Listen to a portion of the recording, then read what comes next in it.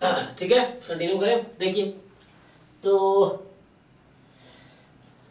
ये जो क्वेश्चन है, क्या ये हो जाएगा? हमने कल जो थ्योरी पढ़ा उस पर हो जाएगा। देखिए, इसका डिस्ट्रीब्यूशन क्या होता है, ये जो है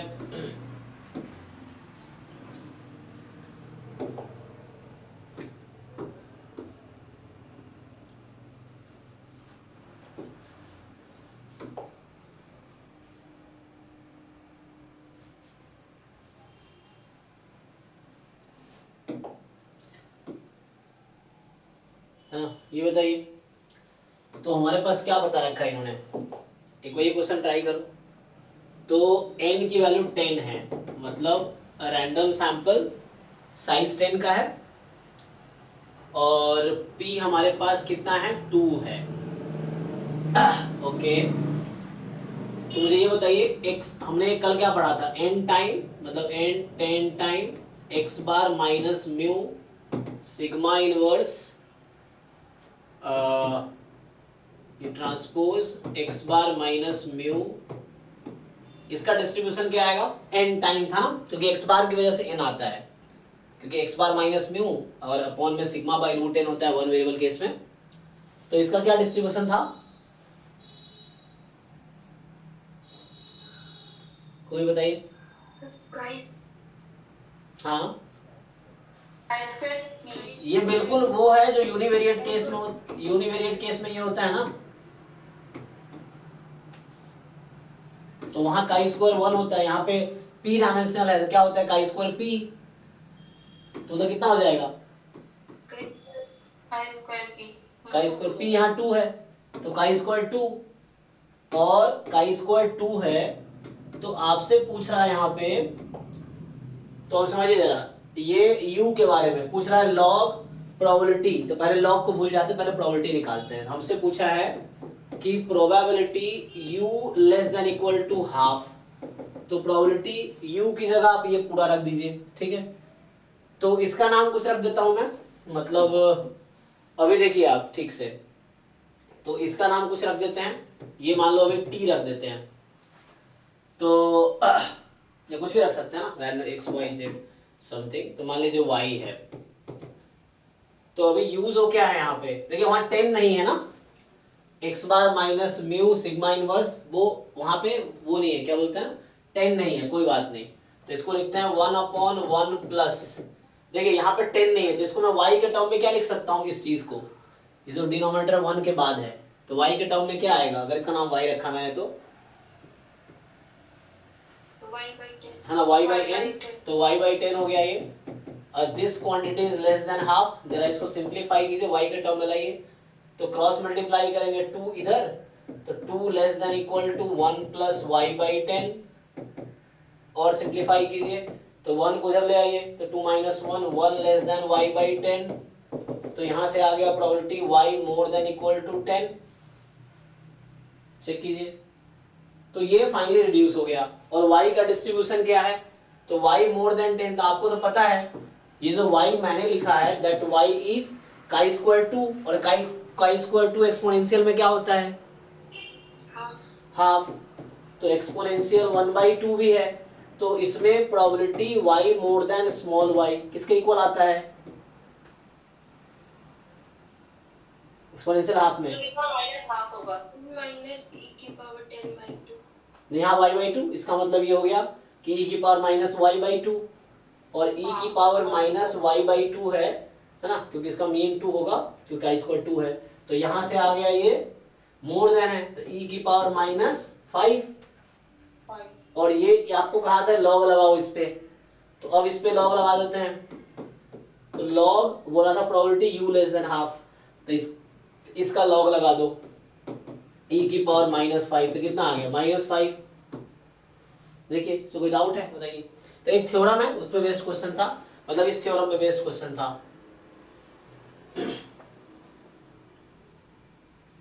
ठीक है जी।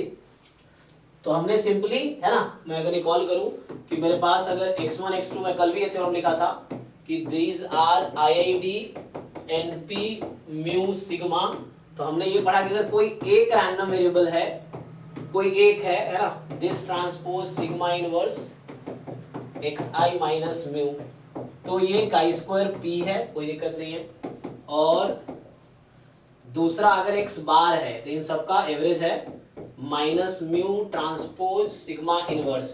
क्योंकि एक्स बार की वजह से क्या होता है, एक्स बार का जो वेरिएंस होता है 1/n सिग्मा हो जाता है, तो इस चक्कर में यहाँ n आ जाता है, क्योंकि यहाँ है अपॉन n का इनवर्स, तो वो n बाहर हो जाता है।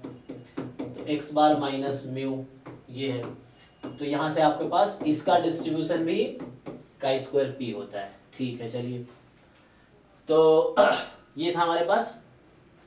तो इस पे बेस्ड वो थ्योरम था, अभी जो क्वेश्चन था वो इस थ्योरम पे बेस्ड क्वेश्चन था वो। अभी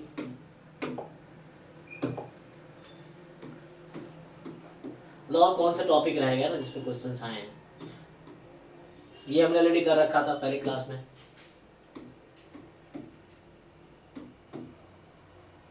ये तो ये भी कर लिया था ना, किया था हमने ये क्वेश्चन? नहीं सर नहीं, इसका नहीं किया, अभी कंडीशनल है। चलिए ट्राई कीजिए, कंडीशनल हमने पढ़ा है अभी।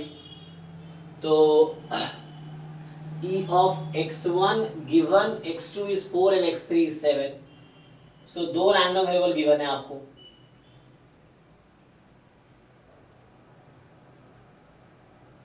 क्या होगा बताइए?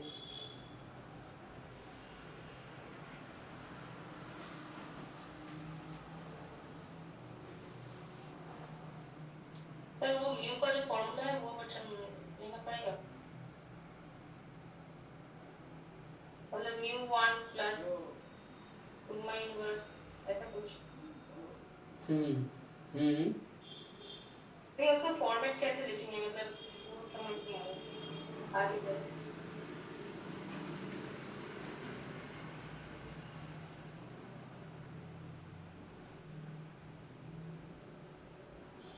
बाकी लोग बताइए क्या करेंगे इसमें?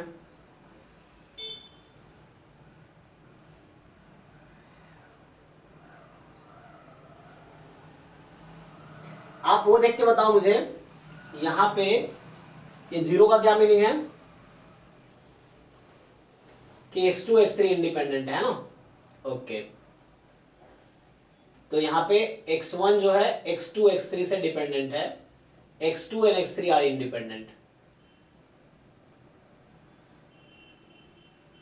कोई बात नहीं, तो एक काम कर सकते हैं यहाँ पे हम लोग कि आपको याद है, देखिए अब उस फॉर्मूले का ये एप्लीकेशन है। चलिए इसको सॉल्व करते हैं। समझो, तो हमने जो x वेक्टर हमारा है वो ऐसा है ना, x1 x2 x3, तो इसमें हम पार्टीशन किए थे वहां पे, तो पार्टीशन कहां पे होगा बताइए इसमें?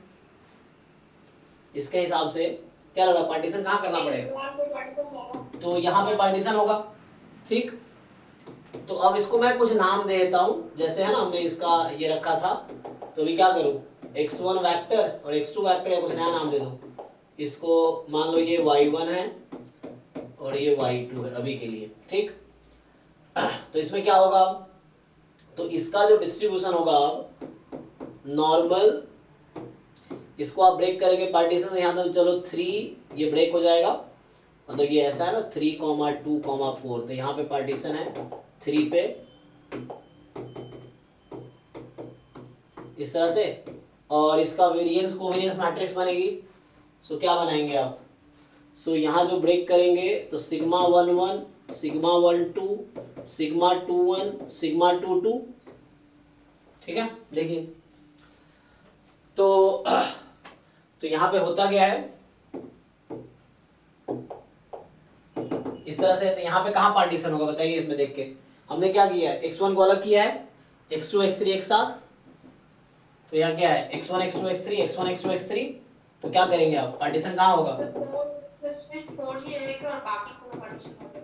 ये हो जाएगा। तो ध्यान से देखिए, ये ठीक है कि नहीं, समझ आ रहा है उसको उससे, this is equal to this, ठीक है। और यहाँ पे पार्टीशन हुआ, तो मतलब जो μ1 वेक्टर हम लेंगे वो जस्ट 3 होगा, μ2 वेक्टर लेंगे वो 2 4 होगा, ये हमारे पास है। और सो μ1 वेक्टर की बात करेंगे जस्ट 3, μ2 वेक्टर की बात करेंगे तो 2 4 सिग्मा 1 1 मेरा जस्ट 4 है, मतलब 1 क्रॉस 1 की मैट्रिक्स है।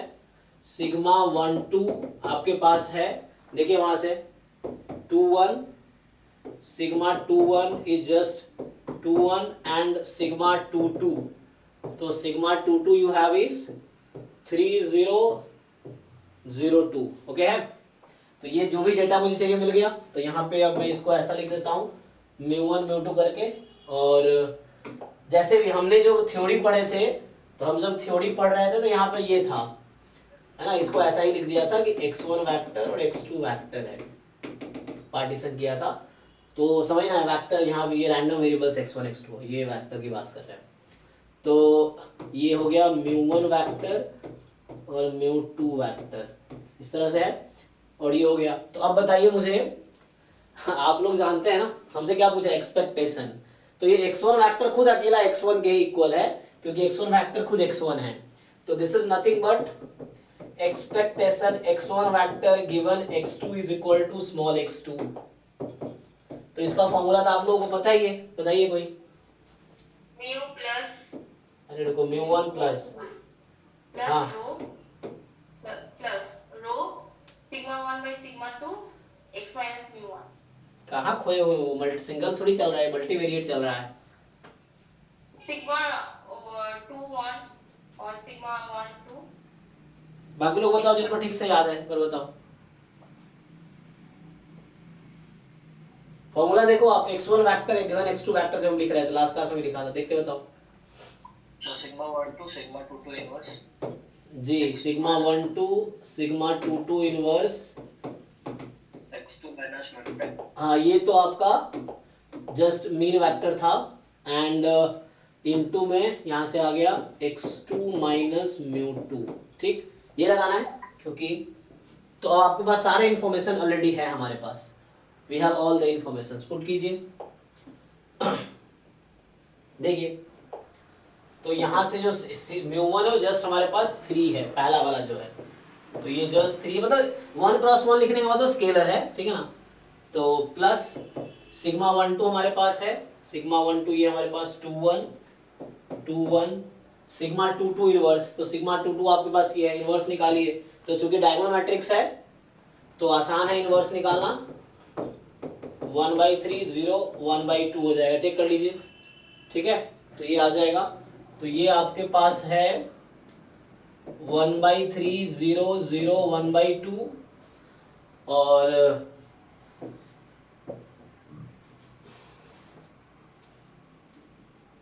एक मिनट, थोड़ा सा वो होगा ना इनवर्स में, वो आएगा, एक मिनट, वहां ट्रांसपोज एक इसको थोड़ा चेंज आएगा।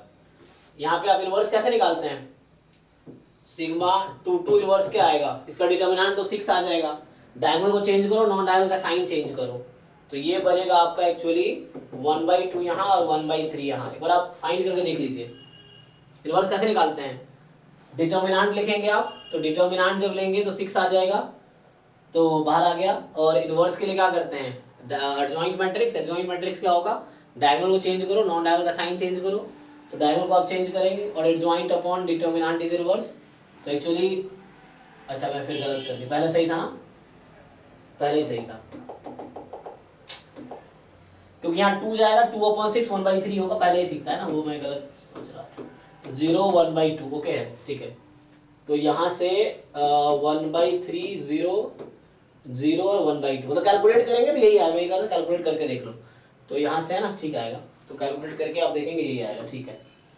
क्योंकि जॉइंट लेंगे ना, तो जॉइंट में क्या होता है वो उधर जाएगा, लेकिन डिवाइड करेंगे 6 से तो 2/6 तो 1/3 आ जाएगा ना, ठीक है।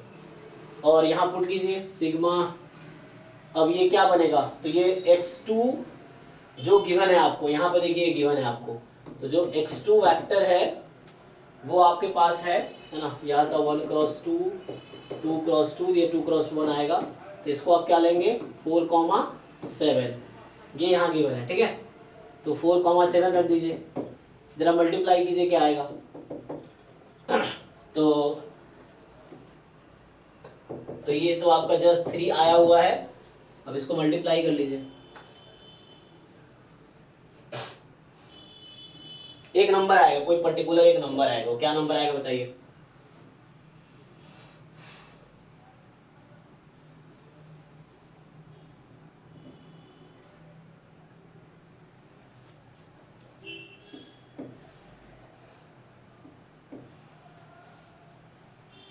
20/3।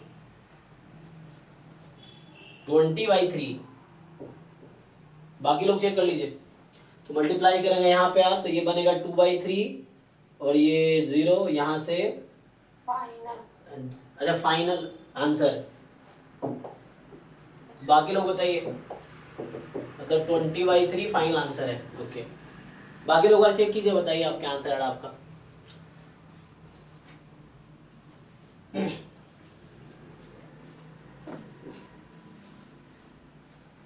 सर वो 4 से आंसर वो भी तो माइनस करोगे। अच्छा, वो घटाया नहीं, एक मिनट, हाँ ये तो मिस्टेक हो गया मुझसे। यहाँ पे x2 माइनस μ2 था और μ2 तो मैंने घटाया ही नहीं। ये μ2 हमारा क्या था, 2/4 था ना, ये यहाँ μ2 2/4 है, तो वो मिस्टेक हो गया। एक मिनट चेक कर लीजिए। हाँ, तो यहाँ से आ जाएगा x2 माइनस μ2, मैंने सिर्फ x2 लिख दिया है ना। x2 माइनस μ2 करना पड़ेगा मुझे, तो 2 माइनस 4 माइनस 2 2, 7 माइनस 4 3। चेक कीजिए आप। हाँ ठीक है,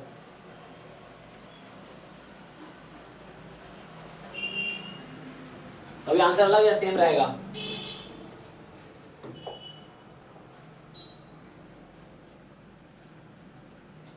ठीक है सर, 20/3। अभी मतलब वही, अच्छा ठीक है, मतलब वो है ना, आपने सही कैलकुलेशन किया, चेक कर लीजिए। तो आंसर देख लीजिए क्या आएगा, लेकिन इसने कहा था इंटीजर आंसर आएगा, इसका मतलब कुछ गड़बड़ है। ये तो कह रहा है इंटीजर आएगा।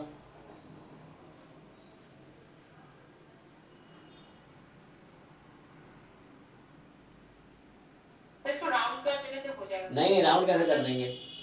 इन इंटीजर का मतलब इंटीजर आंसर होना चाहिए। तो 6.2 को हम 6 लिख सकते हैं। आंसर क्या है, चेक कर लेते हैं, रुको आंसर चेक करते हैं। तो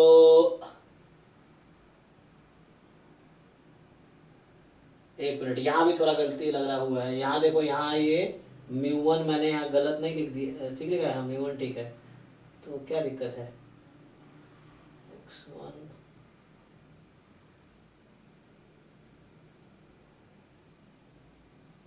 एक बार ये चेक करो, यहाँ सिग्मा 2 है ना, ठीक है। ये तो देख लो परी, क्या बनाते हैं फॉर्मूला वहां से, हम लोग जो बाई वेरिएंट में लिखते हैं ना। एक बार इसमें चेक करो क्या आंसर है। आंसर इसमें मैं मैच करता हूँ ना।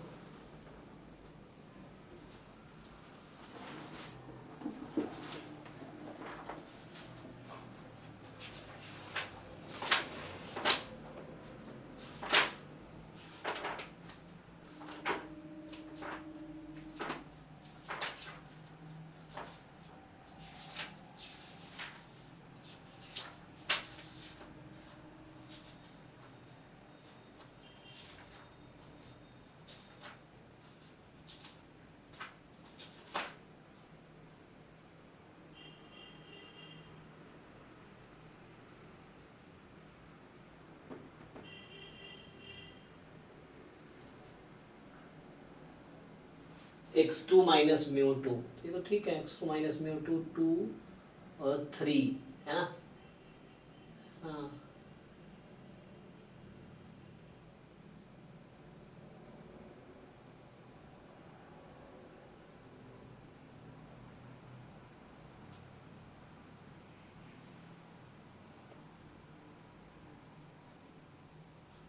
ठीक है, आंसर चेक कर लो क्या है।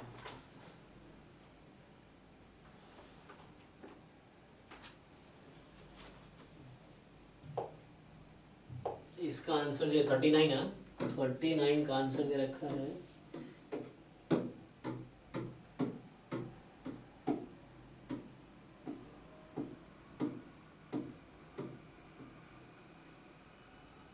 सिक्स, लेकिन ऐसा कैसे? सर 35/6 आ रहा है। 35/6।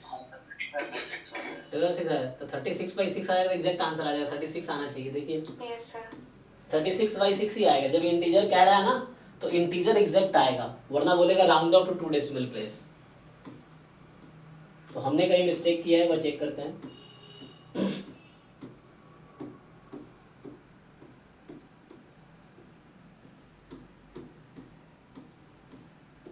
39 है। एक बार चेक चीज हम लोगों ने कहीं गलती किया, डाटा देख लीजिए, डाटा ठीक है, तो क्वेश्चन कॉपी किया 4212130 और 324 x247 है ना, इन इंटीजर लिख रहा है, इसमें इंटीजर आना चाहिए आंसर, या चलो हो सकता है राउंड ऑफ इंटीजर, लेकिन 35/6 है तो अराउंड ये ही रहा होगा आपका 5.9 के आसपास, नहीं तो राउंड ऑफ इंटीजर में करेंगे तो ये आएगा। एक बार चेक कीजिए, कैलकुलेशन चेक कीजिए। तो हमने क्या किया है, सिंपल हमारे पास था x1 x2 x3, पार्टीशन किया हमने, तो x1 अलग x1 हो गया, x2 ये हो गया, तो μ1 3 है, μ2 2 4 है, अब सिग्मा 1 सिग्मा 1 2 सिग्मा 2 1 2 2 सिग्मा 2 2 ये 3 0 0 2 है, और है ना यहाँ पे इनवर्स निकालेंगे तो इनवर्स में कोई दिक्कत तो नहीं है ना, इनवर्स तो ठीक ही है, नहीं सर, हाँ इनवर्स में कोई दिक्कत, तो इनवर्स करेक्ट है 1/3 0 1 है ना, और इनवर्स भी ओके है, तो μ1 प्लस सिग्मा 1 2 तो 2 1 2 1 x2 3, हाँ ऑर्डर भी ठीक है x2 x3, तो सिग्मा 1 2 सिग्मा 2 2 इनवर्स दिस, तो सिग्मा 2 2 इनवर्स, और x2 माइनस μ2, फॉर्मूला भी तो ठीक ही है, x2 माइनस μ2, तो x2 हमारे पास है 4 7, उसमें μ2 घटा दिया 2 4 2 3 एंड 2 3 आ गया, तो मल्टीप्लाई जब आप करेंगे तो क्या ही दिक्कत है, इसको अगर मैं अगर करके भी देखूं तो अलग तो नहीं आएगा ना, ये तो वही है 3, यहाँ आप इन दोनों को मल्टीप्लाई करेंगे तो ये जैसे 2/3 हो गया, और इसको आप इससे करेंगे मल्टीप्लाई तो जस्ट 1/2 रहेगा ना, और ये यहाँ से 2 3 है,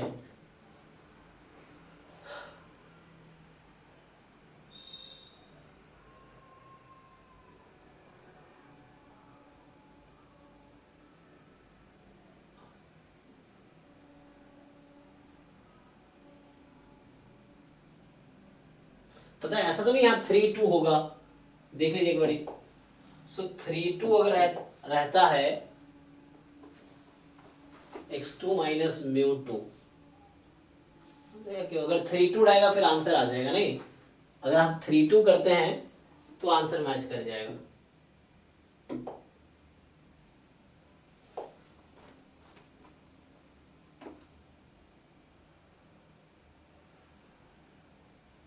है ना, यहाँ पे देखिए अभी अभी जैसे 3 है और यहाँ से आप कर रहे हैं 4/3 प्लस 3/2 है ना, लेकिन अगर ये 3 2 है तो क्या हो जाएगा, मल्टीप्लाई करेंगे तो 2 प्लस 1 3 है, 3 प्लस 3 एग्जैक्ट 6 आएगा, तो या तो ये ट्रांसपोज हो जाएगा या ये इंटरचेंज हो जाएगा, तो एग्जैक्ट आंसर आएगा। ओके, तो क्या ऐसा है, तो एग्जैक्ट 6 आएगा उस केस में।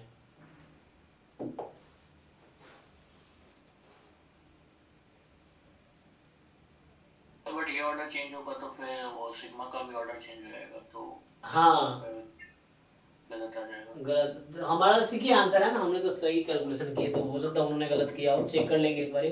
तो यहाँ से 9 8 17/6 है ना,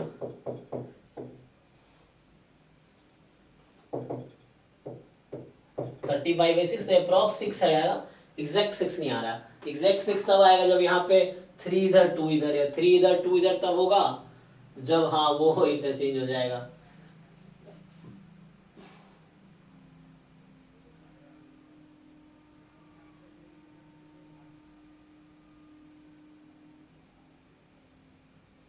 ठीक है, हमने सही किया है, इसका हो सकता है गलती हो, मैं चेक कर लूंगा, हमने तो ठीक ही किया है।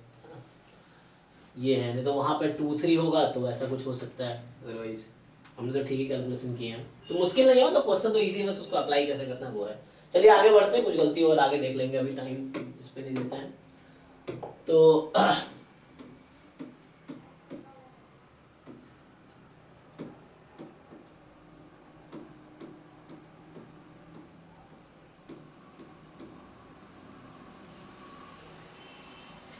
जैसे ये क्वेश्चन है ना, पार्शियल कोऑर्डिनेट, ये क्वेश्चन आता है, थ्योरी करा देता हूँ तो इजी रहेगा। जैसे इसमें पूछा हुआ है कि x1 x2 x3 है, ये नॉर्मल 3 म्यू सिग्मा है, और आपका म्यू दे रखा है, सिग्मा दे रखा है। पूछ रहा है कि suppose that the partial coordination coefficient between x2 and x3 keeping x1 fixed, तो पार्शियल कोरिलेशन कोएफिशिएंट दे रखा है मुझे, कितना है वो 5/7 है। तो पूछ रहा है स्मॉल a की वैल्यू बताओ क्या होगी। ठीक है, इसको देखते हैं चलिए। तो उससे पहले मुझे इसकी स्टोरी बतानी पड़ेगी, है ना। तो पर पहले तो मल्टीपल कोरिलेशन कोएफिशिएंट पढ़ाएंगे नहीं। नहीं, सीधा इसका फॉर्मूला लिख देते हैं, फॉर्मूला है, सॉल्व कर लो। तो क्या आएगा ये, कैसे फाइंड करोगे।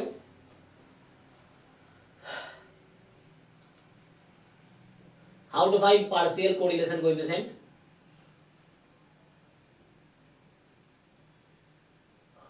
और बताया था मैंने, मैट्रिक्स से करते हैं। हैं।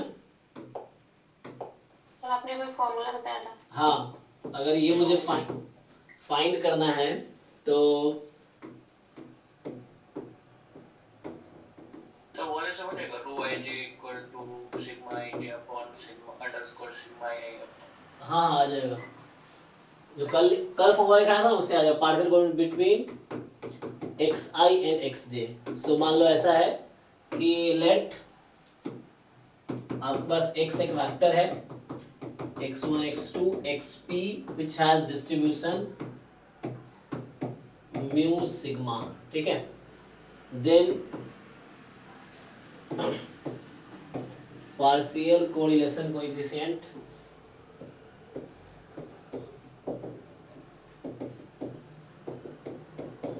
between xi and xj, ठीक है। तो इसका जो फॉर्मूला होगा this is equal to minus, हाँ या वैसे लिख लो, है ना। सो क्या लिख दूं, कुछ नोटेशन p में लिख लो या कुछ नया नाम लिख लो, है ना।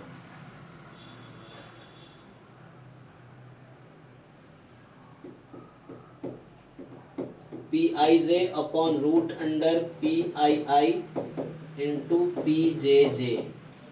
अब ये कहाँ से आएगा, वेयर पी आई जे जो है is an element of matrix sigma inverse, मतलब that is, तो यहां से ये हुआ कि ये सिग्मा इनवर्स मैट्रिक्स निकालेंगे तो वो p क्रॉस p होगी और इसके एलिमेंट को हम पी आई जे लिखते हैं। कुछ नाम लिख सकते हो आप, ए आई जे करके दें, ए हो जाएगा, रो आई जे करना है रो हो जाएगा, उस तरह से, लेकिन इनवर्स निकालना पड़ेगा उसके लिए। तो ये करके देखिए, इस फॉर्मूले से आ जाएगा। तो कोई भी पूछेगा तो इस फॉर्मूले डायरेक्टली हम लोग कैलकुलेट कर लेंगे। तो इसको अप्लाई कीजिए। तो पहले क्या करना पड़ेगा हमें, पहले सिग्मा इनवर्स निकालना पड़ेगा, उसके बाद देख लो जो भी एलिमेंट की जरूरत है। जैसे x2 x3 है तो सेकेंड रो थर्ड कॉलम में क्या है, और उसके बाद x2 to second row second column और थर्ड रो थर्ड कॉलम। जैसे हमारे पास यहाँ पे है,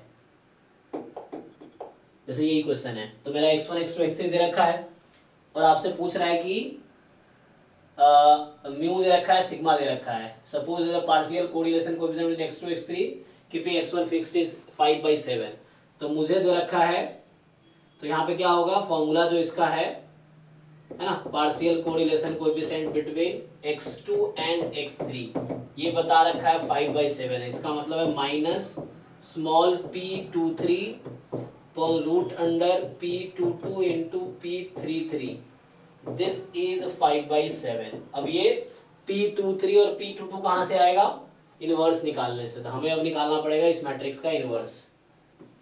तो आपको ये मैट्रिक्स 3x3 का है, इनवर्स निकाल सकते हैं, कैसे आएगा निकालिए। तो बोल रहा है ए क्या होगा, है ना।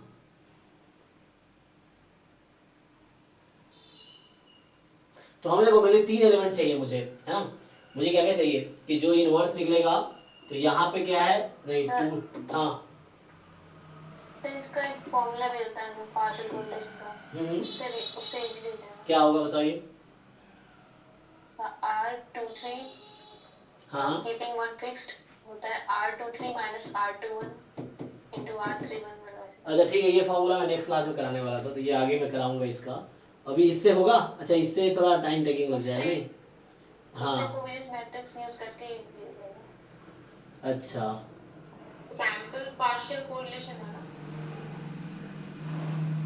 मॉला वहां से आएगा आंसर। करके देखो आंसर आ रहा है आपके इस तरीके से, पर चेक करके देखिए तो इससे भी हो जाएगा ना, यहाँ से भी आ जाएगा। वो आप इससे थोड़ा सा दिखा दीजिए फिर लास्ट में वो कर देंगे क्योंकि इसका मुझे थ्योरी पहले कराना पड़ेगा ना, तो ठीक है इसका है तो मैं थ्योरी कराता हूँ डिटेल में, तब इसको कराता हूँ, या अभी इससे आ जाएगा आंसर, आ जाना चाहिए, इससे भी आ, लेकिन इससे थोड़ा कैलकुलेशन ज़्यादा है ना, इस तरीके से कैलकुलेशन ज़्यादा, तो मुझे थ्योरी पहले पढ़ाना पड़ेगा, उसके उस तरीके से वो सब सॉल्व करेंगे। ओके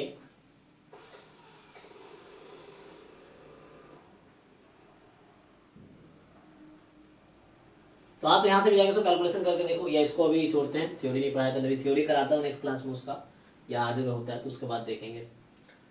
हालांकि आप सॉल्व करेंगे और इनवर्स निकालेंगे, थोड़ा कैलकुलेशन है तो उससे आंसर आ जाएगा, ये आ जाएगा, है ना, ये चीज़ है, या उस तरह से है, नहीं तो बाकी थ्योरी जब कराऊंगा तब करना। नेक्स्ट क्वेश्चन देखते हैं, अभी तक जो पढ़ा हमने उसमें क्वेश्चन है कि नहीं, तो इसको अभी रखो, आगे सॉल्व करते हैं इसको। तो ये सब हम कर चुके ना।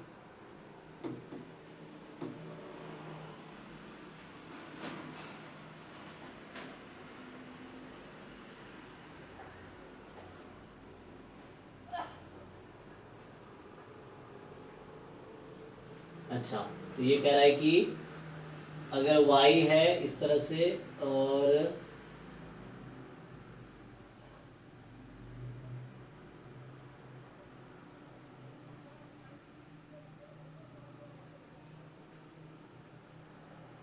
बताइए इसमें से क्या क्या करेक्ट होगा। तो ये स्टेटमेंट बेस्ड क्वेश्चन है। तो लास्ट वाले क्वेश्चन में अल्फा की वैल्यू पूछी थी। हाँ ए की वैल्यू क्या आया, ठीक है जी क्या है, ठीक है देखते हैं। अभी आप इसका आंसर बताइए, इसमें क्या स्टेटमेंट ट्रू है। ये पूछ रहा है कि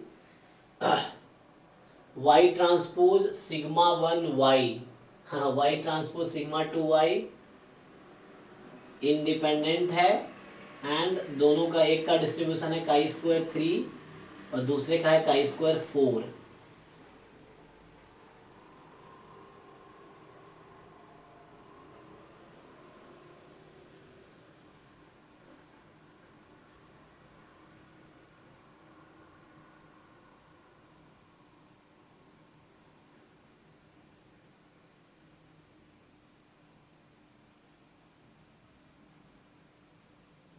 सर यहाँ पर मल्टीवेरिएट सैम्पलिंग करना पड़ेगा सर इनके लिए, तो उसमें है sir multivariate sampling.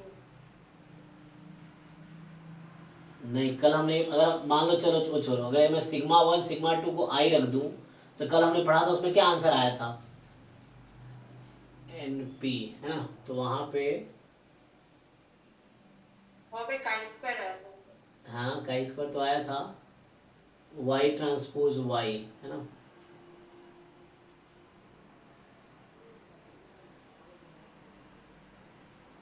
Sigma 1 sigma 2 matrix है।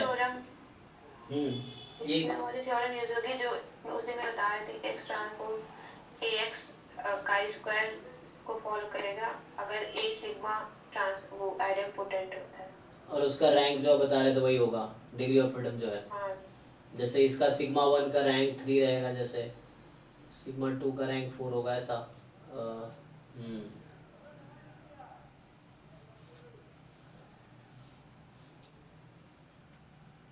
तो ये थ्योरम बेस्ड क्वेश्चन है हालांकि, है ना, तो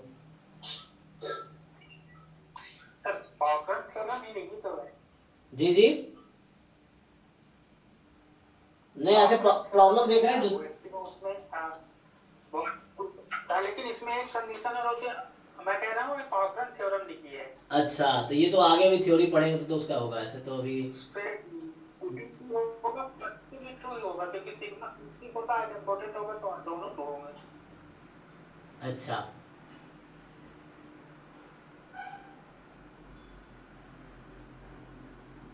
वो तो रिग्रेशन के सिलेबस में आगे दिन दे रखा ना, वैसे कुछ एक मिनट क्या था सिलेबस,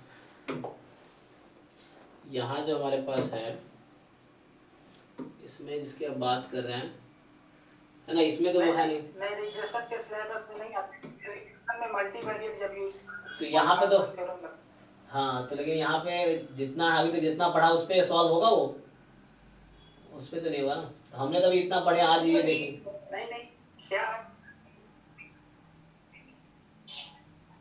ठीक है, अभी उसको रखो, फिर उससे आगे का थ्योरी तो उसको आगे पढ़ाएंगे। नहीं सर, रिग्रेशन में क्या होता है, जब हम मल्टीवेरिएट यूज करते हैं ना, तो वहाँ पर खास हाँ हाँ, तो इसका डायरेक्ट थ्योरम है सर। हाँ वही बोल रहा हूँ, थ्योरम से वो बता तो रही है नेहा भी। पर सर उसका टॉपिक है मल्टीवेरिएट सैंपलिंग है। ओके, बट ठीक है, उन्होंने किस ईयर का था वो, देखो सिलेबस रिवाइज होते रहे, तो इस बार सिलेबस ये है, अगर आप देखोगे हर साल का सिलेबस तो कई बार रिवाइज होते रहे, तो सिलेबस कई बार चेंज होते रहता है, तो कुछ इंक्लूड एक्सक्लूड होते रहते, वो आपको देखना पड़ेगा अभी। तो वो यहाँ पर है distribution of linear forms and quadratic forms under normality. तो ये क्या उसमें मतलब इंक्लूडेड है क्या, मतलब मल्टीवेरिएट में इंक्लूडेड तो ऐसे लिखा नहीं है, तो है ना, यहाँ पे बहुत ज़्यादा डिटेल में हमें सैम्पलिंग भी नहीं करनी है ना, इन्फ्रेंस ही उतना देखना है नहीं, तो वो सब नेबरहुड वर्क की चीज़ है। हमने की थी सर, मतलब यूनिवेरिएट सैंपलिंग थी वो काइस। हाँ, तो वो यूनिवेरिएट का है ना, मल्टीवेरिएट का यहाँ पे तो है नहीं, लिखा नहीं है सैम्पलिंग या मतलब कंप्लीट सफिशिएंट ये सब फाइंड करना, यहाँ पे तो वो है नहीं सिलेबस में, मल्टीवेरिएट में ये चीज़ है। इसका बताइए, ये तो कर लेंगे, ये कल हम देख रहे थे, तो इसका क्या आंसर होगा?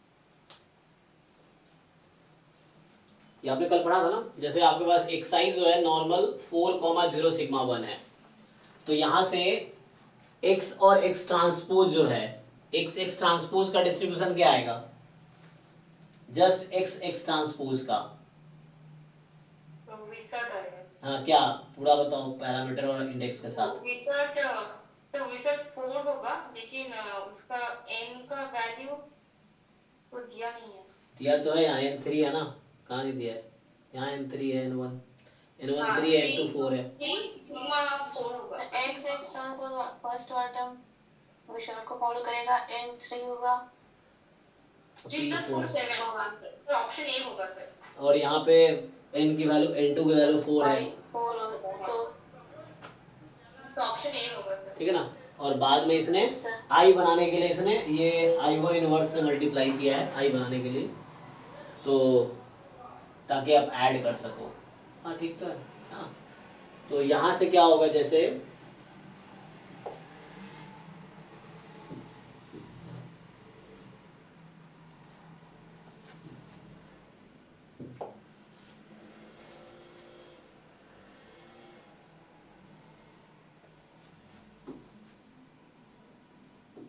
ठीक है ना, ये तो अब कल इसका थ्योरी देख रहे थे हम लोग, तो इसमें सिंपल है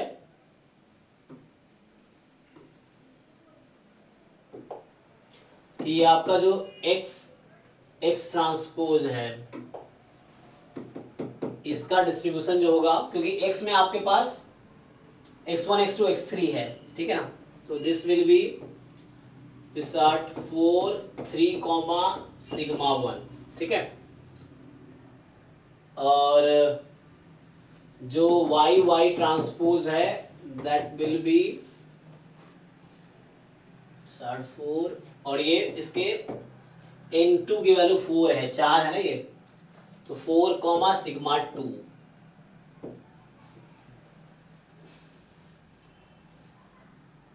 ओके है। तो अभी x ट्रांसपोज जो है 3x3 की मैट्रिक्स होगी, है ना, और y ट्रांसपोज क्या है, 4x4 की मैट्रिक्स होगी।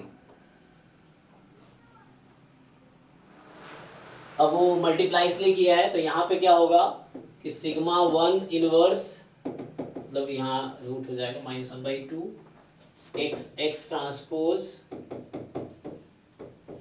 दिस, ये क्या बन जाएगा W4 3, और इसमें क्या हो जाएगा आपका, क्योंकि सिग्मा 1 तो 4x4 का है ना, सिग्मा 1 मैट्रिक्स 4x4 की है, तो ये 4x4 में आ जाएगा। एंड सिमिलरली सिग्मा 2 भी 4x4 की है, तो सिग्मा 2 y ट्रांसपोज, तो यहाँ से ये थ्योरम कल देखा था हमने, y ट्रांसपोज सिग्मा 2 इनवर्स, ये भी W4 4, आ जाएगा। अब आप ऐड कर सकते हैं इसको, तो ये है, so now you can add it. तो इसको जब ऐड करोगे इसका सम, तो है ना, जैसे मान लो सपोज ये Z1 है, ये Z2 है, तो Z जो दे रखा है वो Z1 प्लस Z2 है, तो इसका डिस्ट्रीब्यूशन है विसार्ड 4 7, I4, ठीक है ना। तो ये तो ठीक है, तो ये जस्ट थ्योरम बेस्ड क्वेश्चंस हैं और कुछ कैलकुलेशन वाले हैं।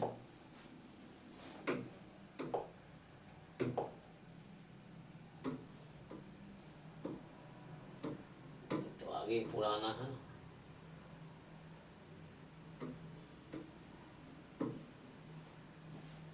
ये तो हमने ये एक क्वेश्चन है, ये भी उसी कॉन्सेप्ट पे है, partial correlation coefficient between x2 and x3, तो यहाँ भी वैसे ही है, हालांकि इसका इनवर्स निकाल के आप ट्राई कर सकते हैं, एक तो वो तरीका है, दूसरा तरीका भी बनाएंगे तो हो जाएगा, उससे कर सकते हैं। आंसर यहाँ अल्फा के लिए पूछे थे, इसमें अल्फा के लिए 1.17 है क्या? आप चेक करो आंसर के में इसमें क्या था, तो कौन सा क्वेश्चन था? देखो एक बार असाइनमेंट खोल के अभी आप, तो ये अभी करते हैं ना। इसका एक तरीका ये है कि आप सिंगल इनवर्स निकाल लो, इसका इनवर्स निकाल लोगे और वो जैसे बताया हमने उस फॉर्मूले से कर लो, तभी आ जाएगा।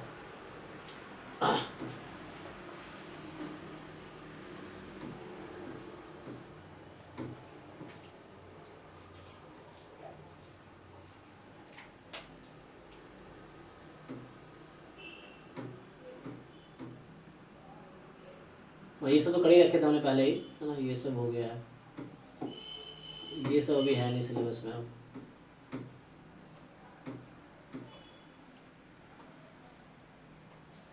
यहाँ क्या बोल रहा है कि हाँ ये अब नहीं है सिलेबस में, सिलेबस रिवाइज होता है, आप देख लेना पुराने सिलेबस में ये सब था, अभी आपके तो अभी सिलेबस रिवाइज होता रहा है, तो उसके हिसाब से ये है। चलिए, तो हमने इसके लगभग है ना 1-2 क्वेश्चन रह गए हैं, तो उसका थ्योरी करेंगे, अभी आगे थोड़ा बढ़ते हैं। तो अगला क्वेश्चन जो है ना, कल वो क्वेश्चन मिला था ना एक, जैसे इसके पीछे की थ्योरी हम देख रहे थे,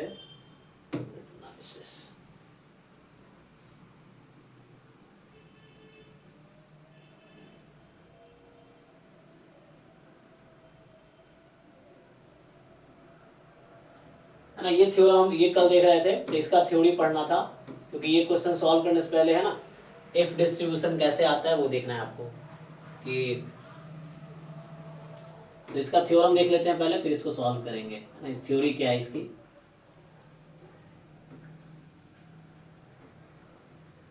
चलिए, तो यहाँ पे जो है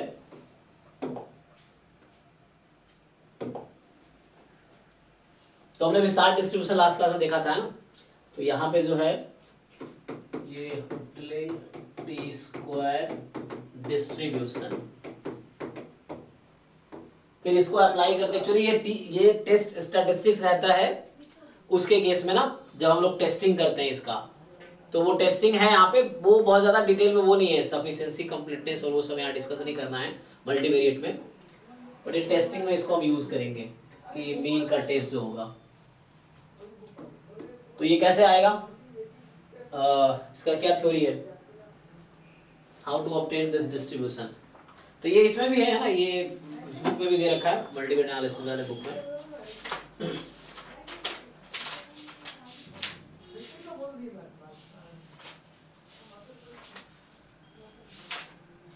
है ना, जॉनसन रिसर्च वाली जो बुक है, यहाँ पे इन्होंने दे रखा है पेज नंबर, चैप्टर 5 के शुरू में दे रखा है, चैप्टर 5 में 5 के स्टार्टिंग में ही है, पेज नंबर 211 पे।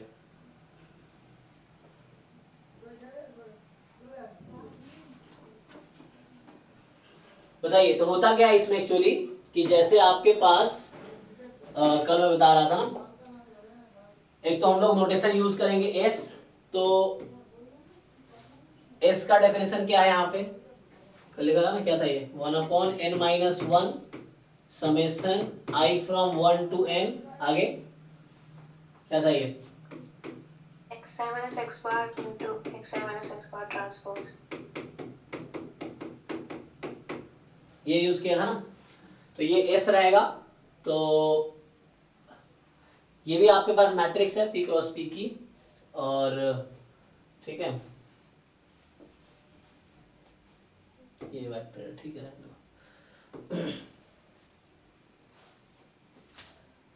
एक तो एस यूज होगा यहाँ पे, और क्या आता है, विसार्ड डिस्ट्रीब्यूशन आएगा। तो इसको जो डिफाइन करता है ये ऐसे,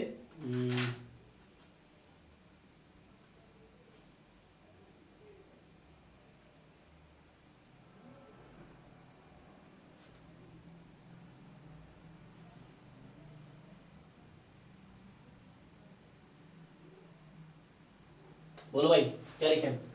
तो इसका एक तो डेफिनेशन अगर लिखूं ऐसे मैं, तो टेक कर सकते हो कि आपके पास एक सैंपल है, या टू मल्टीवेरिएट नॉर्मल डिस्ट्रीब्यूशन से डिराइव होगा। हाँ चलो देखो, लेट आपके पास एक रैंडम वेक्टर है नॉर्मल p0, सिग्मा, सिग्मा मतलब i ले लो, है ना। तो ये आपके पास है, और एक मैट्रिक्स है m जिसका डिस्ट्रीब्यूशन है विसार्ड डिस्ट्रीब्यूशन, जो p क्रॉस p की मैट्रिक्स होगी ये, है ना। तो यहाँ पे IP, n या n, IP है ना, जो नोटेशन हम यूज कर रहे हैं,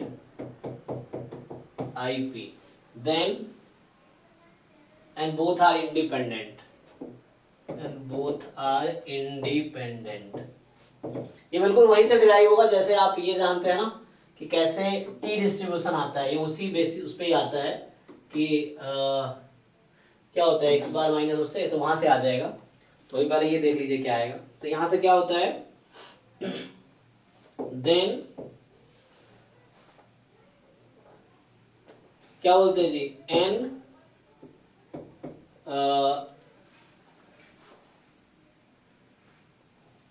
x transpose mx, this will have distribution p square,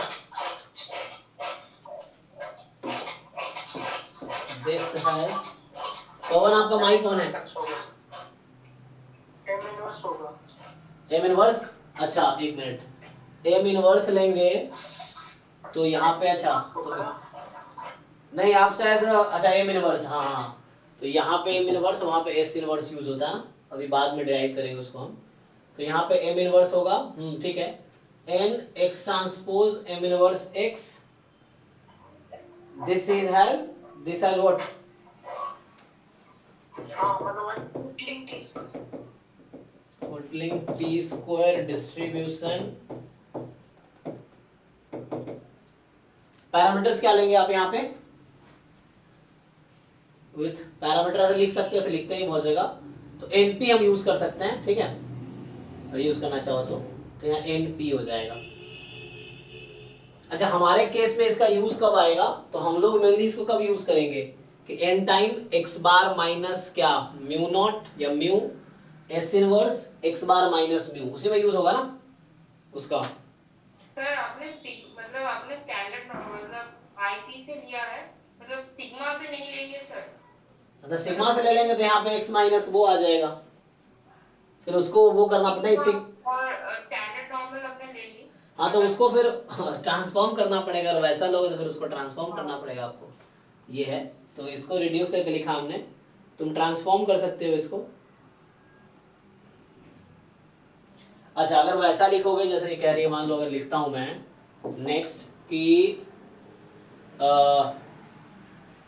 ये मान लो दूसरी तरह से ऐसे लिखते हैं कि x हमारे पास अगर है कि let x is normal P mu comma sigma, ठीक, एंड जो m है आपका that is Wishart P mu comma n comma sigma, ठीक है, एंड बोथ आर इंडिपेंडेंट, ठीक है, दिस आर इंडिपेंडेंट। अच्छा, आगे एक और रेस्ट्रिक्शन है कि जो सिग्मा मैट्रिक्स होगा इट हैज रैंक p, है ना, यहाँ पे ये रेस्ट्रिक्शन रहता है कि सिग्मा मैट्रिक्स के पास रैंक p होना चाहिए, एंड ये जो सिग्मा मैट्रिक्स है दिस हैज रैंक p। तो उस केस में अब क्या बनेगा, सो हमको डिराइव करना है एक रैंडम वेरिएबल जिसका होटलिंग टी स्क्वायर डिस्ट्रीब्यूशन हो। तो क्या लिखना पड़ेगा उसके लिए इसको, मतलब वो रैंडम वेरिएबल क्या बनेगा, p square equal to n क्या, then and x bar minus n into n under h naught transpose x bar minus mu transpose m inverse x bar minus mu, minus mu. हाँ, Yes sir. This will have Hotelling T square distribution. Yes, sir.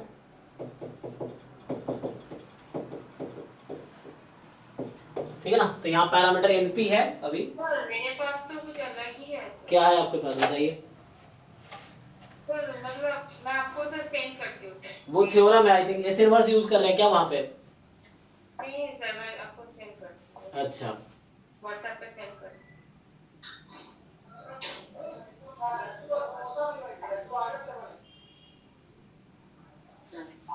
यही हाँ हूँ। देखिए नहीं, sir कुछ भी use करेंगे तो आप लिखें वही होगा। वही होगा ना, अच्छा, तो यहाँ पे जो यूज कर रहे हैं जो इस बुक में है एन टाइम, मैंने ये थ्योरम है हालांकि, तो ये थ्योरम लिखता हूँ, व्हाट्सएप देखिए सर। हाँ रुक जाओ, इससे पहले एक थ्योरम लिखते हैं।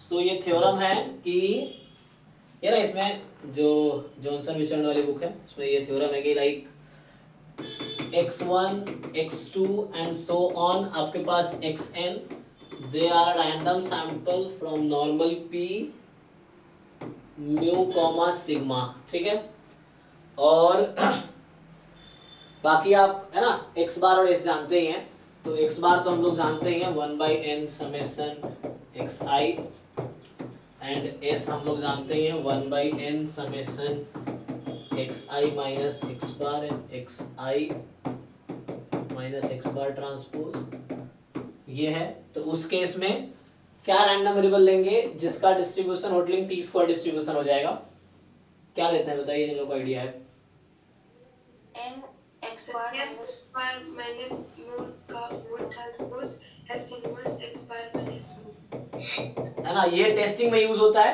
टेस्टिंग है आपके सिलेबस में, तो वो यूज क्योंकि वहाँ टी स्क्वायर टेस्ट जो है होटलिंग टी स्क्वायर टेस्ट उसमें यूज होगा ये, तो अल्टीमेट नॉर्मल का इक्वलिटी टेस्टिंग में यूज होगा। हाँ, तो जो मीन आप टेस्ट करेंगे कि sir mean is equal to mu not या म्यू नॉट नहीं है, तो उसमें ये यूज होगा। एक क्वेश्चन है भी इसका, अभी दिखा नहीं शायद, एक क्वेश्चन आया हुआ है इस पे, इस टेस्टिंग पे, तो दिस हैज क्या लिखते हैं आप, टी स्क्वायर या डिस्ट्रीब्यूशन, एंड आगे क्या होता है इसी का फर्दर एक्सटेंशन क्या होता है कि ये जो टी स्क्वायर डिस्ट्रीब्यूशन है ना, इसी में आप अगर मल्टीप्लाई कर दो n माइनस पी टाइम क्या करते हैं n minus 1 into P, n minus P और अपॉन में n minus 1 into P and times this quantity,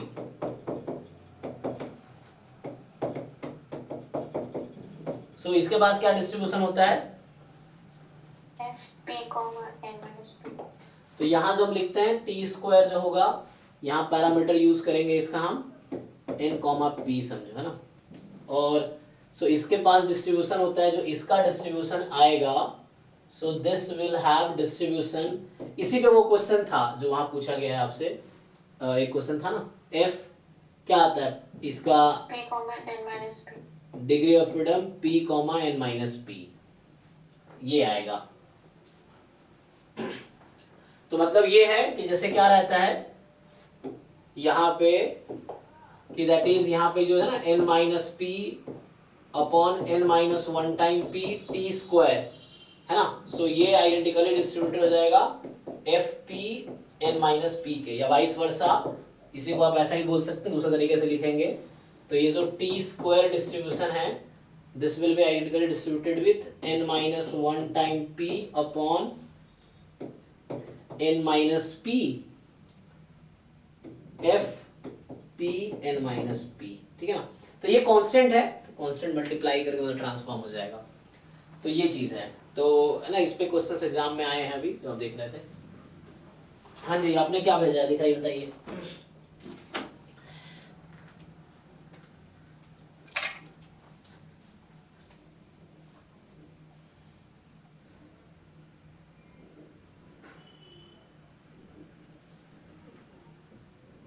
अच्छा, ये थ्योरम आपने क्वेश्चन जो था उसका भेज दिया आपको, ठीक है।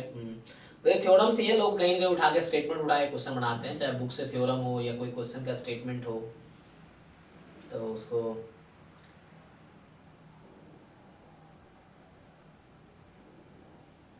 ओके। सो टोटलिंग टी स्क्वायर स्टैटिस्टिक्स, हाँ तो क्या ही डिफरेंस में क्या है आपके पास, एन क्या क्या लिखा हुआ है, N C D dash S inverse D, तो वही तो है, डी डैश हमारा ये है असाइनमेंट में। आप जैसे क्या है, आपने सर सिर्फ मतलब म्यू सिग्मा से नहीं किया, तो वही बात है, वो आपको जो डी लिखा हुआ है वही होगा। मतलब उन्होंने स्टैंडर्ड। हाँ बात बराबर है, हर बुक में अलग तरीके से लिखा होता है। अब हर तरीके से तो हर आदमी नहीं लिखता ना, क्योंकि एक बुक में इस तरीके दूसरे इससे सर उस तरीके से सर हो जाएगा कि वो सेंट्रल एफ हो जाएगा, नॉन सेंट्रल एफ हो जाएगा। सर वो क्या है ना कि ये टेंसिल होगा कौन सा सिग्मा।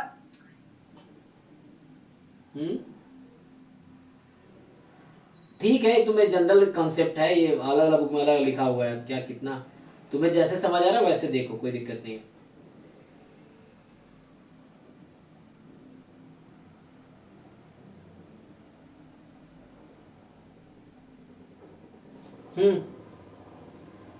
किसी हर बुक का अपना नोटेशन है, उसके हिसाब से तुम समझो, है ना, एक ही चीज को अलग अलग तरीके से लिखता है। देखो अब ये क्वेश्चन जो वहां पे था ये सॉल्व हो जाएगा इस पे, देखो इससे इस रिजल्ट से यहाँ सॉल्व कर पाओगे जो क्वेश्चन था, एक बार देखिए जरा इसको। तो यहाँ जो S1 है आपके पास, ये जो लिखा हुआ है x1 bar minus mu transpose S1 inverse x1 bar minus mu, और ये बाहर 5/6 क्या है, यही तो है। यहाँ पे क्या है आपके पास S1 में, P आपके पास यहाँ 3 और N आपके पास है 5, है ना। S1 के लिए N है 5 और P यहाँ पे है 3, तो N यहाँ पे क्या आ जाएगा, चेक कीजिए। तो ये फिट बैठ रहा है इस पे, इस रिजल्ट पे, या था ना n minus P upon n minus one P T square, तो n माइनस पी क्या होगा और upon n minus one P,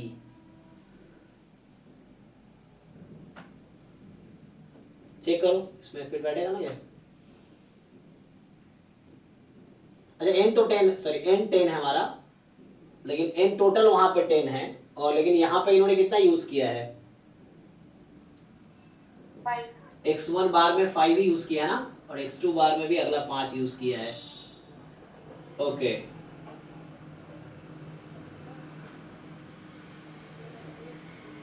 सो 5/6 इसको फिट कीजिए इस थ्योरम पे, देखिए ट्रू है कि फॉल्स है। ये है, इसको मैं आगे बुलाता हूँ।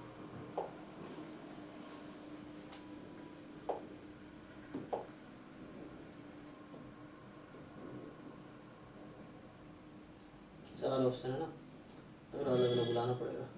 तो यहाँ जैसे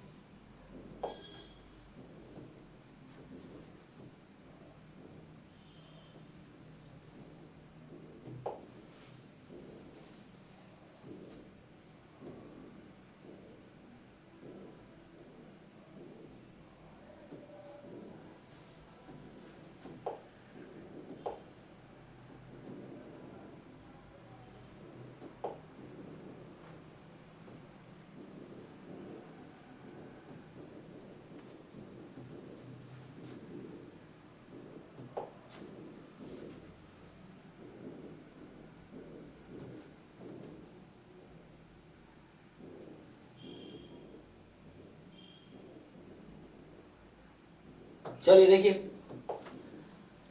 तो आपके पास ये बोल रहा है कि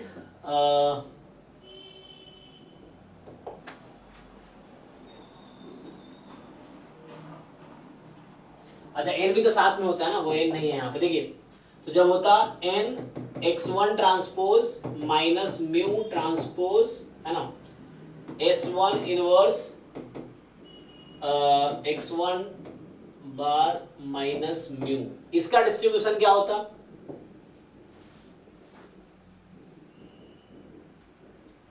ये मॉडलिंग टी स्क्वायर है ना। Modelling T square with an P, तो n यहाँ पे है, इसमें 5 ही यूज हुआ है ना x1 बार में, यस सर। x1 बार में क्योंकि 5 ही यूज हुआ है और s1 में भी, तो 5 और p यहाँ पे है हमारे पास 3। अब ये है तो n यहाँ, अब इसी में अगर आप मल्टीप्लाई करेंगे, इससे मल्टीप्लाई कर रहे थे यहाँ पे f बनाने के लिए, क्या कर रहे थे आप, किससे मल्टीप्लाई किया? n minus P upon n minus 1p, तो n minus p upon n minus 1 times p into इसमें n, 5/6 ही है। तो चेक कर लीजिए, वही बोल रहा हूँ कि फिट बैठेगा कि नहीं बैठेगा।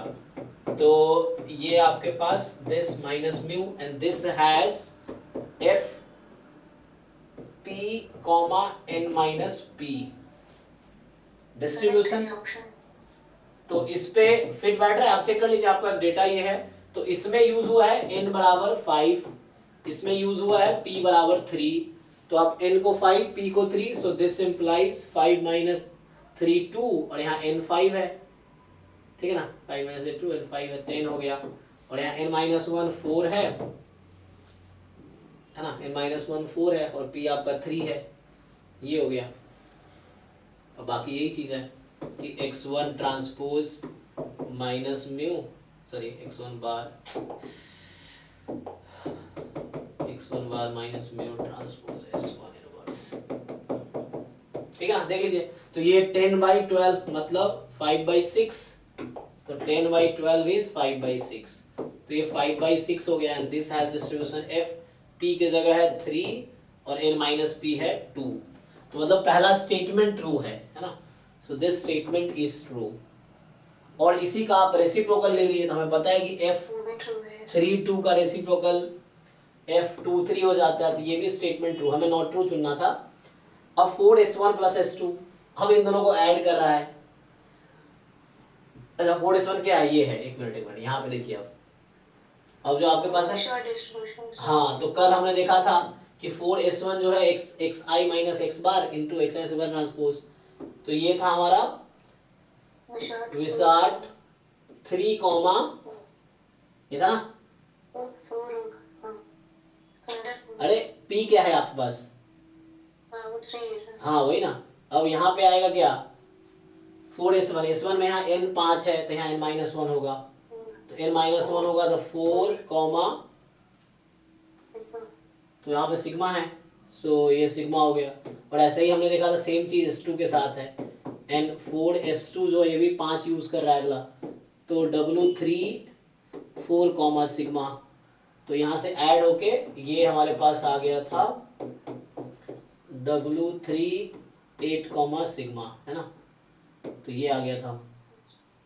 तो यहाँ से आपके पास सिंपली ये हो गया, C मतलब ट्रू स्टेटमेंट हो गया। और यही चीज इसको भी कह रहा है, 5 टाइम कह रहा है, तो 5 टाइम कहेंगे तो नहीं फंसेगा क्योंकि ना 4 है यहाँ पे, तो ये फॉल्स है, ये फिट नहीं बैठेगा थ्योरम पे, तो यही हमारा करेक्ट ऑप्शन है एक्चुअली, क्योंकि ये फॉल्स स्टेटमेंट है, नॉट ट्रू स्टेटमेंट है, ठीक है। तो ये नॉट ट्रू मतलब दिस इज नॉट ट्रू, तो ये हो गया। टेस्टिंग में कैसे करते हैं, अगर आप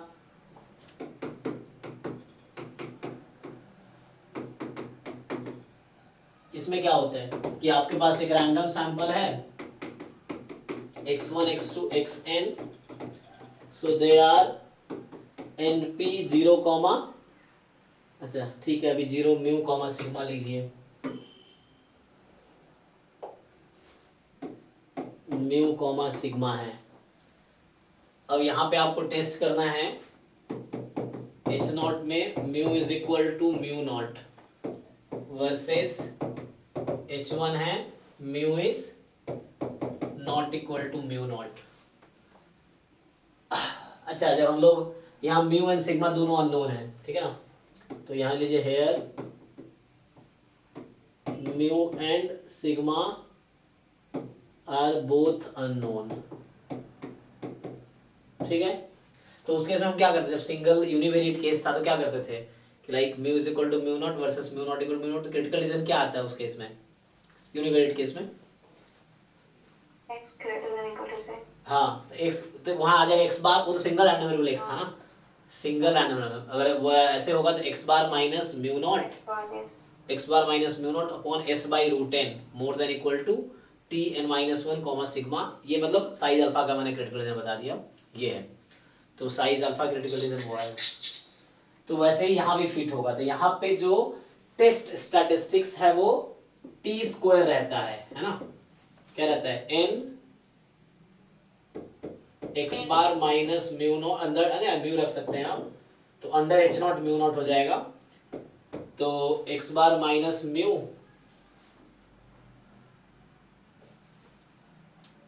आगे क्या लेंगे S1 inverse, transpose S1 inverse, फिर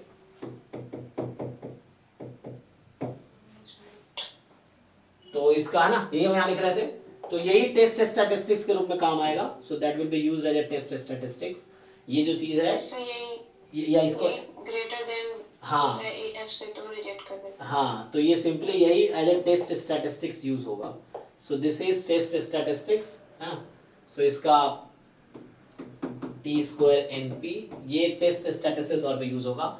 तो बाद में क्या करते हैं, यही चीज हम इसको एफ में कन्वर्ट कर लेते हैं कि n minus P upon n minus one into P time ये जो क्वांटिटी है t स्क्वायर है ना, तो ये रैंडम वेरिएबल टी स्क्वायर ले रहा हूँ मैं, ठीक है। अभी ये टी सर ये n-1 होगा ना?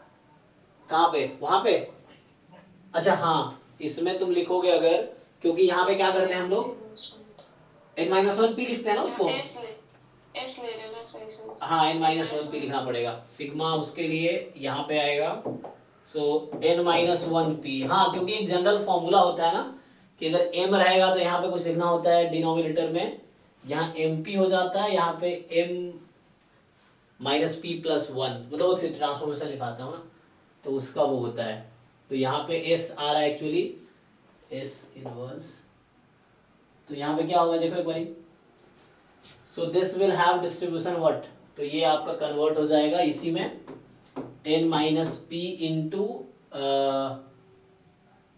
कितना लिखेंगे यही चीज, ये डायरेक्टली f के कर रहे हैं। हाँ मतलब वो ठीक है, तो ऐसे लिख लो, बात तो लिख ही लिया, ठीक है। So this will have distribution f, क्या लिख दूं p p को मैं n माइनस p p, तो ये तो आपका टेस्ट स्टैटिस्टिक्स का डिस्ट्रीब्यूशन आ गया। और क्रिटिकल रीजन क्या लेते हैं आप, तो यहाँ पे ग्रेटर देन लेते हैं। साइज अल्फा लेंगे अगर आप, तो मतलब रिजेक्शन रीजन क्या होगा, क्वेश्चन ये है ना, तो अगर मैं लिखूं कि रिजेक्शन रीजन ऑफ, इसमें क्या होगा, रिजेक्शन रीजन क्या आएगा, तो रिजेक्शन रीजन आएगा रिजेक्ट एच नॉट इफ, क्या लिखेंगे n minus P at level alpha if, ये जो आपके पास टेस्ट स्टैटिस्टिक्स है n minus P time n minus one time p t square जो है, ये अगर क्या है greater than f p n minus p alpha, ठीक है ना, तो वहां आप लिखेंगे अल्फा अगर लेंगे तो उस तरीके से ब्रेक होगा ना, तो यहाँ पे सॉरी बना रहा था मैं, तो वहां पे क्या होगा मतलब अल्फा उसका क्रिटिकल वो हो जाएगा, क्योंकि हम क्या लिखते हैं मोर देन अल्फा का मतलब क्या लेते हैं हम लोग, जब नोटेशन यहाँ अल्फा लेते हैं तो इस नंबर के आगे की प्रोबेबिलिटी अल्फा लेते हैं ना, ठीक है। तो ये नोटेशन ठीक है, मतलब इसका साइज निकालेंगे तो अल्फा ही आएगी, क्योंकि इसका डिस्ट्रीब्यूशन है F P N minus P और मोर देन दिस नंबर, ये कांस्टेंट है, तो हमें ये डिसाइड करना है, सिर्फ पी वैल्यू निकालना है। क्वेश्चन आपके जो एग्जाम में आया हुआ है, अब देखिए जैसे आपके जो एग्जाम में इस पे क्वेश्चन आया है वो ये है, एक क्वेश्चन था कहीं पे, देखिए कहाँ पे है, तो इसमें होगा कहीं ना कहीं एक क्वेश्चन आया हुआ है, तो ये तो हमने कल किया था इस तरह क्वेश्चंस, ये भी कल डिस्कस किया था इसमें, ये वाला ना शायद। ये कह रहा है कि x1 x2 x3 with a random sample from bivariate normal distribution with a known mean mu, a known variance covariance matrix sigma, दोनों unknown है, which is a positive definite matrix. अब then the p value corresponding to the likelihood ratio test for testing h naught, जो कि mu is equal to 0 है, against h1 जो कि mu 0 नहीं है, based on the relation this, ये आपको x1 x2 x3 की ऑब्जर्व वैल्यू दे रखी है। तो आपसे पूछ रहा है कि बताइए p वैल्यू क्या आएगा, जरा ट्राई कीजिए। तो p वैल्यू हम लोग कैसे निकालते थे किसी भी टेस्ट में, p वैल्यू का क्या डेफिनेशन था या कैसे कैलकुलेट कर रहे थे हम? The probability of t greater or तो equal observe value greater than where t not is real. Observed value ना, हाँ मतलब t more than t star even it's not is true, तो मतलब तो इसमें क्या है कि आपके पास आपको ये कैलकुलेट करना है कि, तो हमें क्या करना है, हमारे पास जो h नॉट है वो म्यू इज 0 है अगेंस्ट नॉट 0, तो इसका जो क्रिटिकल रीजन आएगा वही जो हम लिख रहे थे, तो वो जो टी स्क्वायर है n, यहाँ x bar minus mu not, तो म्यू नॉट यहाँ 0 ही हो जाएगा नहीं, तो वो अंडर h नॉट जब करेंगे तो वैसे तो ये है mu transpose s inverse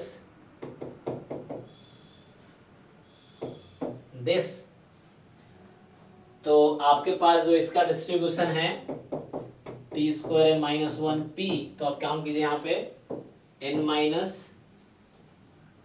p है ना, T square n minus 1 into P, तो ये जो होता है सो दिस हैज डिस्ट्रीब्यूशन, लेकिन जरूरत नहीं पड़ेगी ना क्योंकि हमें इसकी ऑब्जर्व वैल्यू यहाँ पे क्रिटिकल रीजन, मतलब ठीक है क्रिटिकल रीजन जो होगा this is more than equal to some constant है ना, ये क्रिटिकल रीजन होगा, लेकिन हमें तो p वैल्यू चाहिए, तो p वैल्यू के लिए मुझे क्या करना पड़ेगा, p वैल्यू के लिए k के प्लेस पे इसी की ऑब्जर्व्ड वैल्यू यूज करनी है मुझे, तो प्रोबेबिलिटी ठीक है ना, तो test statistics more than its observed value, तो पहले ऑब्जर्व्ड वैल्यू निकालने के लिए आपको इस क्वांटिटी की वैल्यू निकालनी पड़ेगी है ना। देखिए यहाँ से x बार क्या आएगा, ये x1 है वेक्टर है, x2 वेक्टर, x3 वेक्टर, तो बताइए x बार क्या आ गया, 0 ही आ गया ना, this plus this upon 3, this plus this upon 3, तो 0 0 आ गया, तो जब 0 0 आ गया तो आप इसमें इसकी ऑब्जर्व्ड वैल्यू चाहिए मुझे है ना, हमें क्या चाहिए, टेस्ट स्टैटिस्टिक्स है k is observed value of this, तो आप पुट करेंगे तो ये तो 0 वेक्टर ही आ जाएगा फिर तो, क्योंकि म्यू नॉट भी तो 0 अंडर h नॉट करते हैं ना हम लोग, जब p वैल्यू निकालते हैं अंडर h नॉट, तो अंडर h नॉट का मतलब हो गया म्यू वेक्टर को मुझे म्यू नॉट यूज करना है, और म्यू नॉट यहाँ मुझे 0 वेक्टर दे रखा है, तो जब आप इसकी ऑब्जर्व्ड वैल्यू निकालिए 0 वेक्टर है, ये खुद 0 वेक्टर है, तो अंडर h नॉट क्या हो जाएगा कि ये 0 ही हो जाएगा, मतलब ये एक्चुअली k की वैल्यू, मतलब ये तो रहेगा यहाँ पे, सो n minus P T square upon n minus 1 time p, this is more than its observed value, इसी की ऑब्जर्व्ड वैल्यू, टी स्क्वायर की वैल्यू जो आप निकाल रहे होंगे, टी स्क्वायर की वैल्यू जो आप निकाल रहे होंगे, तो ये x बार खुद 0 आ गया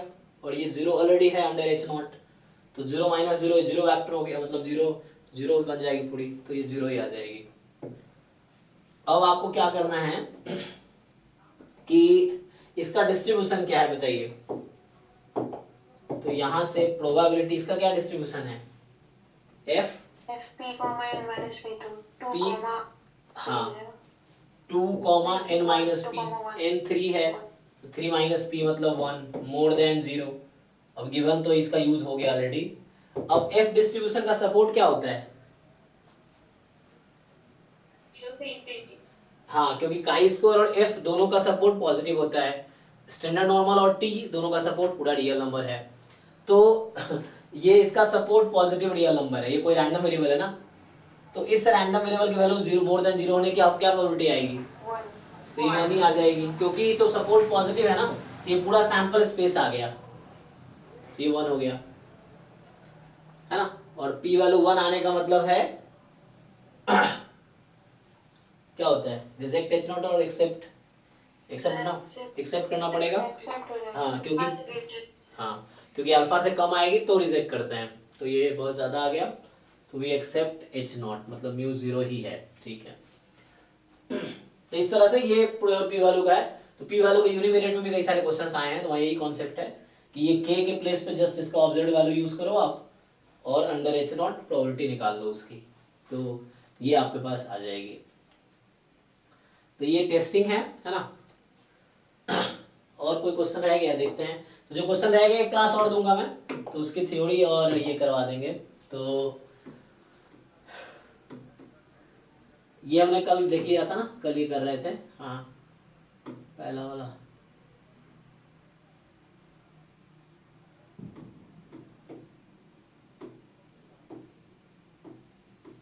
बाकी ये सब पहले ही कर चुके हैं, ये लास्ट क्लास में ये सब सॉल्व किए थे। तो ऑलमोस्ट यही है, अब बचा तो वो क्वेश्चन जरा इस मेथड से करके देखो, न्यू मेथड अगले क्लास में कराऊंगा, अभी तत्काल इस मेथड से करके सॉल्व करके देखो, तो मैं बता रहा था तो इससे क्या आंसर आता है। ये सब तो हो ही गया ना, तो इसका तो हो गया। अभी हम ईयर वाइज पीवाईक्यू करेंगे, तो एक बार ये सब फिर से आएगा, तो आपको सॉल्व करना है। देखो आपको ज्यादा मेहनत करना है, क्योंकि घर पे अगर आप सारे क्वेश्चन अच्छे से खुद कर पा रहे हो तो एग्जाम में भी कर पाओगे, क्योंकि आप सीख चुके हो ना, ये चीज है। अगर घर पे आप सॉल्व नहीं कर पा रहे, घर पे नहीं कर रहे, अचानक एग्जाम में नहीं होगा आपसे, जब तक आप पीवाईक्यूज एटलीस्ट घर पे अच्छे से नहीं सॉल्व कर पा रहे हो, तो एग्जाम में उससे रिलेटेड ही क्वेश्चन आएगा, उससे रिलेटेड ही आना है, मतलब है ना। ज्यादातर क्वेश्चन कुछ नया होगा, बहुत नया कॉन्सेप्ट एक दो क्वेश्चन होंगे, अदरवाइज कॉन्सेप्ट्स वही है जो सिलेबस में लिखे हुए हैं, अलग से एक्सप्लिसिटली या पीवाईक्यू में आ चुका है, जनरली वही कॉन्सेप्ट यूज होंगे। तो है ना, इसमें जैसे मैं कह रहे थे ना, ये सब हमने सॉल्व कर लिया पहली क्लास में ही, ये भी फर्स्ट क्लास में किया था, ये है नहीं सिलेबस में अभी, और ये सभी फर्स्ट क्लास में ही सॉल्व किया था हमने, ये वाला, ये प्रिंसिपल कंपोनेंट है नहीं सिलेबस में अब ना, ये पुराने सिलेबस में था, तो ये भी अभी नहीं है सिलेबस में, ये भी मैंने फर्स्ट क्लास में ही सॉल्व किए थे, ये फॉर्मूले से आ गया था, ये सब भी, तो ये वही चीज़ है।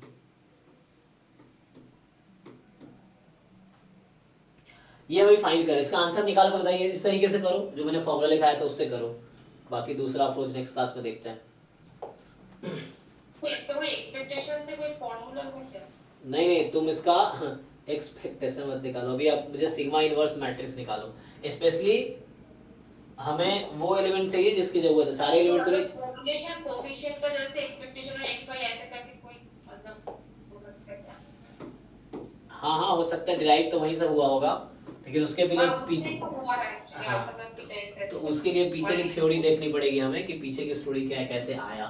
तो अभी मैं जस्ट फॉर्मूला हो जाएगा कोई क्वेश्चन, तो हमें फॉर्मूला क्या है ना, अभी बस फॉर्मूला लिखा है मैंने, तो आप क्या करो, देखो आपको क्या चाहिए यहाँ पे, कोरिलेशन कोएफिशिएंट x2 x3, तो मैं बोल रहा हूँ कि आप सिग्मा इनवर्स मैट्रिक्स निकालो, ये भी 3x3 का है, इनवर्स निकालना सबको आता है ना, डिटरमिनेंट निकालो, एडजॉइंट निकालो, वही थोड़ा एडजॉइंट निकालने में टाइम लगता है कि अरे, तो आपको सारे एलिमेंट नहीं निकालने ना, आपको देखना है किसकी जरूरत है, और ऐसे भी सिमेट्रिक मैट्रिक्स है ये, तो आपको किसकी जरूरत है यहाँ पे, आपको चाहिए partial correlation coefficient between x2 and x3, तो आपको यहाँ पे मान लो अगर मैं इसको aij बोल देता हूँ, तो यहाँ आपको चाहिए a23 अपॉन a22 a33, ये चाहिए आपको, कि सेकेंड रो के थर्ड कॉलम का एलिमेंट चाहिए, सेकेंड रो के सेकेंड कॉलम का एलिमेंट चाहिए, थर्ड रो के थर्ड कॉलम का एलिमेंट चाहिए, तो 3 एलिमेंट आपको यहाँ पे एटलीस्ट निकालने पड़ेंगे, उसके लिए डिटरमिनेंट निकालो फिर आ जाएगा। तो हमें जरूरत है इस वाले एलिमेंट की नहीं, 2 2 3 3 एंड 2 3, इन तीनों की जरूरत है हमें, तो बाकी नहीं भी फाइंड करेंगे तो भी हो जाएगा, जब फाइंड देखो आंसर मैच करते हैं क्या आता है, तो इससे आ जाएगा। तो आप इनवर्स निकालिए, पहले तो इनवर्स निकालिए, तो इनवर्स निकालने के दौरान पहले मुझे डिटरमिनेंट निकालना पड़ेगा, तो डिटरमिनेंट ऑफ सिग्मा आ जाएगा, आप लोग कैलकुलेट करके बताइए क्या आएगा, डिटरमिनेंट निकालिए, फिर वो फाइंड कीजिए और बताइए आंसर क्या आ रहा है, मैच हो रहा है कि नहीं हो रहा है।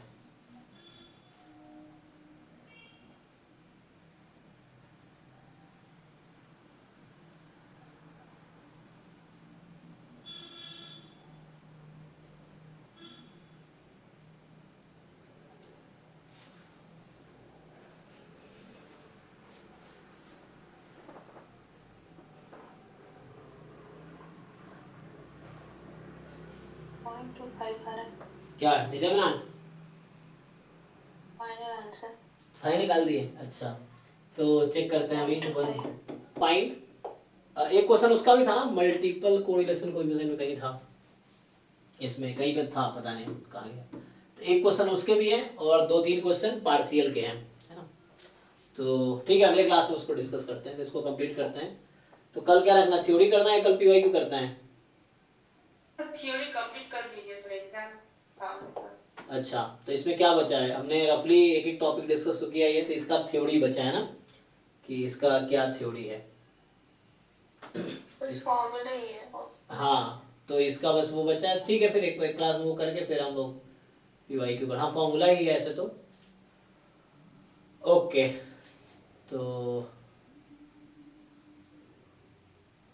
बाकी इसके 2 फॉर्मूले ही तो बचे हैं कि हाउ टू कैलकुलेट, है ना, दोनों अप्रोच से ये आ जाएगा, बाकी तो हो ही गया है। फिर रिग्रेशन का करते हैं थ्योरी।